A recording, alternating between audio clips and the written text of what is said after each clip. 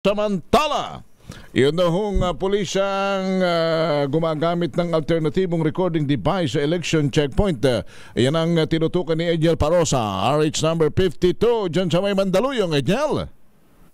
Magandang umaga, Henry at Sister L. Kung walang body camera, cellphone o alternatibong recording device ang gamit ng kapulisan sa pagsasagawa ng election checkpoint ngayong election period. Yan ang diskarte ng ating mga pulis, hindi lamang dito sa border ng San Juan at Mandaluyong, kundi maging sa buong bansa. Dito naman sa ating naabutan, naglatag ng checkpoint sa kabaan ng F. Blumen Street patungong Calentong. Iniisa-isa talaga nila, Henry. Halos lahat ng sakyang dumadaan para silipin o magsagawa ng visual inspection. Doon naman sa mga motorsiklo, inahihinto sila para sa karaniwang checkpoint at paghanap ng papeles ng mga rider.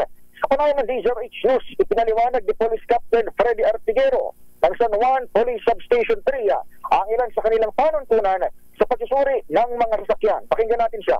Itong body worn camera is laging naka-on.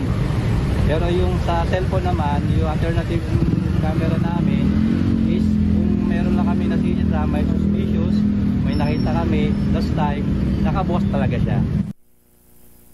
Samantala, katabing kalye lamang nitong checkpoint ng COMELEC PNP, nagsagawa ng clearing operations itong Task Force Disiplina na pamalaang lungsod ng San Juan. Binawag ng mga tauhan ni TFD Chief John Caridad at Team Leader Joel Rosales itong mga illegal na nagte-terminal sa mga jeepney, maging yung mga illegal vendor sa bahagi ng N. Domingo. Malapit lamang ito sa palengke ng Agora. Ayon kay Rosales, nagbigay lamang sila ng warning at wala pang kinumpiskang paninda. Wala rin kinikitan sa mga PUJ, pero binigyan din ng TFD o ng Task Force Disiplina na walang permit sa mga nabanggit. Kaya araw-arawin umano ng otoridad ang pagsuyod dito sa pangunahing lansangan kahit hindi patungkol sa election season. Pakinggan natin ang kanyang pahayag. Yung illegal terminal na yun?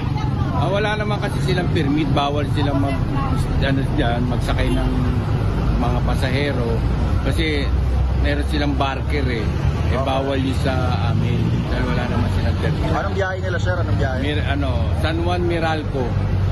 Ortigas. Ang tinig ng Task Force Disiplina Team Leader na si Joel Rosales. Ito si Edniel Parosa, nag-uulat para sa DZRH. Una sa Pilipinas, una sa Pilipino. Maraming salamat, RH 52 Edniel Parosa.